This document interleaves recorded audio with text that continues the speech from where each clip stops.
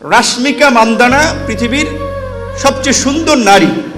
আপনি এই বেগানা নারীর দিকে তাকাইলেন কিভাবে? সে সুন্দর, তার অবয়ব, দেহাকৃতি, এইটা আপনি দেখলেন কিভাবে? এই সমস্ত ভণ্ডামি, এই সমস্ত ভণ্ডামি এবং এই সমস্ত মানুষগুলো ইসলামকে বিতর্কিত করছে, ইসলামের নামে রাজনীতি করে আপনার মানুষকে বিভ্রান্ত করছে। এই বিষয়ে আমাদের সতর্ক থাকতে হবে। তো আজকের আলোচনার বিষয়ের আমি এখানে এটুকুই বলতে চাই যে বিএনপি সংস্কার বিরোধী না, জুলাই বিরোধী না, বরঞ্চ বিএনপির মতো দল আমরা অনেকগুলো সংস্কারের, সাইফুল হক ভাই যেটা বলেছে, গণতন্ত্র মঞ্চ গঠন করি। আমাদের আন্দোলনের হেডলাইনই ছিল সরকার ও শাসন ব্যবস্থা পরিবর্তনের এক দফা দাবিতে আন্দোলন।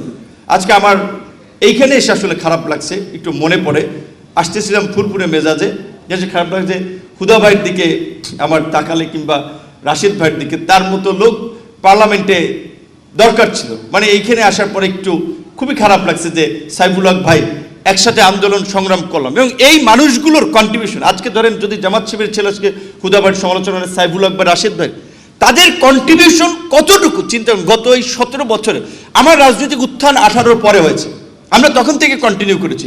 ওনারা 20 দল 18 দল থেকে আপনার লড়াই সংগ্রাম সব কিছু করেছে। আজকে এই জুলাই গণ অভ্যুত্থান ছাত্র আন্দোলনের মাধ্যমে, যে ছাত্রদের মাধ্যমে তৈরি করেছে, তাদেরকে তো আমরা, রাশেদ খানরা আমরা তৈরি করেছি, তাদেরকে এই পর্যন্ত টেনে নিয়ে এসেছে এই ছাত্রদের আন্দোলন সংগ্রামকে। তো কাজে আমাদের নিয়ে অবশ্যই যৌক্তিক সমালোচনা করতে পারেন, কিন্তু সমালোচনা একটা লেভেল থাকা উচিত। সর্বশেষে আমি বাজেট দিয়েছি, বাজেট নিয়ে দুটো কথা বলে শেষ করতে চাই। আমার কাছে বাজেটের বক্তৃতার বইটা আছে। বাজেট বক্তৃতায় দিয়েছেন আপনার অর্থমন্ত্রী 4 ঘন্টা প্লাস সময় সংসদে। এবং হ্যাঁ, বাজেট যেটা একটা কনভেনশনাল স্টেটমেন্ট বিরোধী দল থেকে আসে, গতানুগতিক একটা বক্তব্য দেয়, বাজেট উচ্চবিলাসী, বাজেট লুটপাট, লুটেরাদের রক্ষা কবচ, এই সেই এরকম একটা কমন বক্তব্য দেয়।